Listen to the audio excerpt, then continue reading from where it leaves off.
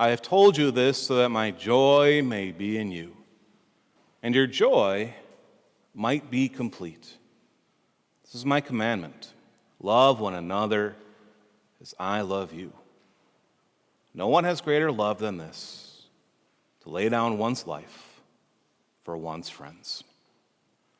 This passage from John 15, of course, is so beautiful as it tells us, about joy and about love and about friendship.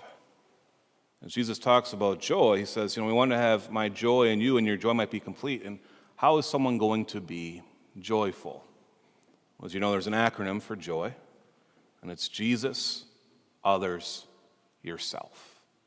That's how we must live our life, putting Jesus first, and then others, and then ourselves.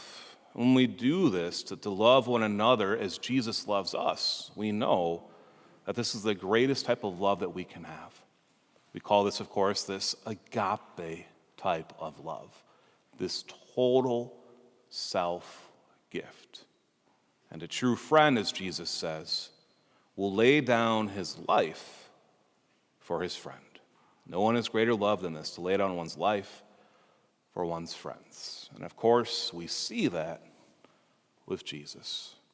He lays down his life. He freely gives his life for us. But he wants us to do the same as well, to lay it down, to be selfless, and to give freely of ourselves to God and to others. I think there's a great example of this. Of course, Jesus is the greatest example, but a great example in a saint who also is a great saint to talk about as we celebrate Mother's Day as well. And that saint did lay down her life for her child. And that saint, as you may have heard of her before, is Saint Gianna Molla, who is the patron saint of physicians, of mothers in difficult pregnancies, and a couple other patrons as well. But St. Gianna was born in Italy in 1922. She was the 10th of 13 children. God bless her parents, right? And her family was very holy. Actually, her brother became a missionary priest in Brazil, and he's now a servant of God, so hopefully on his way to being beatified and canonized as a saint as well. But at a young age, Gianna fell in love with the Lord. She grew up viewing God's beautiful gift, viewing life as God's beautiful gift, and found the greatest necessity of her life was prayer and being with the Lord. Gianna was very intelligent, and so in 1942, she entered a university in Milan and began her study in medicine. Remember, this is 1942, World War II, right? Still going on a little bit there, as well as she is a female who was entering into the field of medicine. But she was diligent and hardworking student, both at the university and also in her faith, and she started to take her faith even more seriously at this time as well. She eventually received her degree in both medicine and surgery, and in 1950 opened up a medical office in Mazzaro, near her hometown of Magentina. In 1952, Gianna went back to school and specialized in pediatrics at the University of Milan. And from then there on, she was especially drawn toward mothers, towards babies, and towards the elderly. At that time, Gianna started contemplating, what does the Lord have in store for her? At this time, she was already 30 years old. Remember, in 1952, 30 years old and not married would kind of be unheard of. Because of the war and everything else, this was a little more common back then. And so she started to pray about it, and she thought the Lord was calling her to go become a missionary with her brother in Brazil and to provide medical care to the indigenous people of Brazil. But the Lord revealed to her that this is not what he was calling her towards. The Lord was calling her towards marriage. And with this as well, also saying, you're in a little ill health and it probably won't be the best idea to go to Brazil. And so once Gianna figured this out, her heart was set maybe on becoming a missionary, but once the Lord revealed to her marriage, she set her heart towards marriage. And she embraced this gift of marriage and considered this to be a gift from God. And so she said, the whole thing about marriage is I'm going to dedicate myself to forming a truly Christian family. And of course, this is what she set out to do. But first, she needed to find a spouse, which is always a good idea. And so in December 1954, Gianna met Pietro Molla, an engineer who worked in her office. They were officially engaged the following April and married in September 1955, making Gianna a happy wife. A couple days before her marriage, Gianna wrote to Pietro and said, "Love is the most beautiful sentiment that the Lord has put into the soul of men and women." I want to read that again. Love, as we heard about in the gospel today, right, is the most beautiful sentiment that the Lord has put into the soul of men and women. Just think about that right there, that we have the ability to love, to experience love. And it truly is a gift from the Lord, a gift that is called to be shared. In November of 1956, Gianna became a mother to her first child, Piegoli, then their second child, Maria Zita, in December of 1957, and their third child, Laura, in July 1959. After their third child, Gianna had a couple pregnancies, but unfortunately, she suffered a miscarriage. She became pregnant again in 1961 with their fourth child that was going to come to full term. But toward the end of her second month of pregnancy, Gianna was struck with an unimaginable pain. Her doctors discovered that she had developed a fibroma, essentially a tumor in her uterus, meaning she was carrying both a baby and a tumor. Gianna knew what this meant.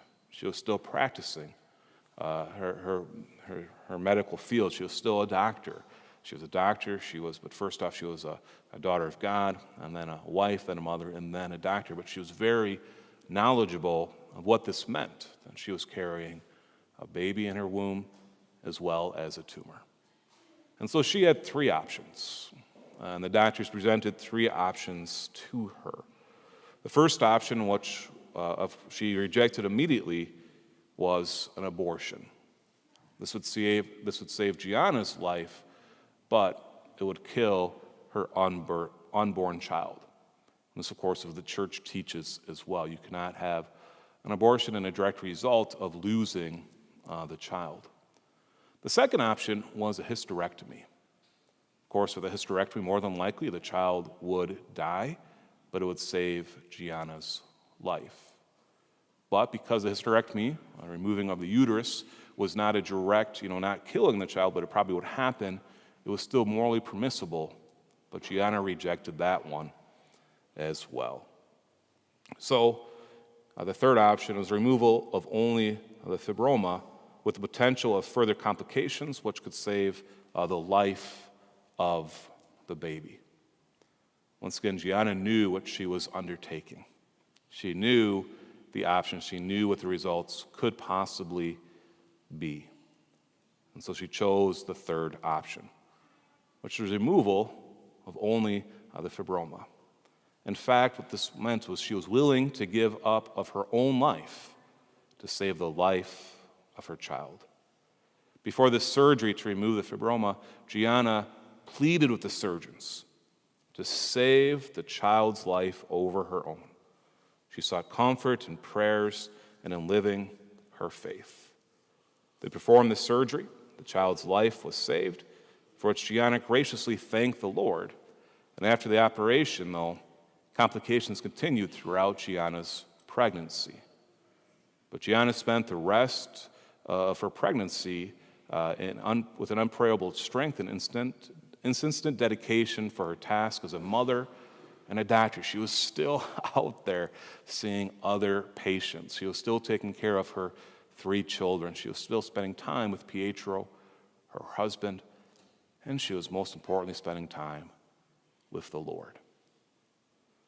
A few days before the baby was to be born, Gianna prayed that the Lord take away any pain from the child. She recognized she may be losing her life during delivery, but she was ready. Gianna was quite clear about her wishes, expressing to her family and telling Pietro, if you must decide between me and the child, do not hesitate. Choose the child. Insist on it. Save the baby. On April 21st, 1962, Gianna delivered a baby girl. And they named her Gianna Molla, successfully delivered by C-section. Doctors immediately after the C-section tried many different treatments and procedures to ensure both lives would be saved. The child's life was saved, but due to complications during the pregnancy and during the C-section, Gianna fell sick, and a week later passed away. Immediately when Gianna died, the whole town recognized her as a saint. The priest himself said, we're going to bury Gianna in the crypt of the altar, which was reserved for a priest, so that we can raise her up as an example of someone who selflessly gave, not just by giving up her life for her child, but how she selflessly gave every single day as well, as a doctor, as a mother, as a wife, and as a daughter of God. In 1994, Gianna was beatified by Pope John Paul II, and in 2004 was canonized a saint. Her husband and their children, including Gianna Emanuel, who, by the way, became a doctor, attended her canonization ceremony, making this the first time a husband had witnessed his wife's canonization. No one has greater love than this, to lay down one's life for one's friends. And of course, St. Gianna Molla did this. She laid down her life. But once again, it wasn't just that one time. It was throughout all of her life. And this is what we are called to do as well. More than likely, we're never going to be in a situation like St. Gianna was. We are called to act selflessly all the time, to give selflessly to those in need. As we celebrate Mother's Day today, of course, we think, how does a mother act selflessly? Well, it's carrying a child for 9 months. It's changing diapers. It's cleaning up messes. It's disciplining out of love. It's enduring those teenage years. It's picking up the phone as your own daughter or son calls as they struggle to be a parent. It's being a grandparent. It's giving selflessly, saying, I must put others first. And when I do this, I'm going to have joy. So I'm going to put Jesus first, then others, and then myself. And so today, we ask for St. Gianna Molla's intercession for all of us, but most especially for mothers, that they may continue to selflessly give and know that the Lord is always near to provide for them. St. Gianna Molla,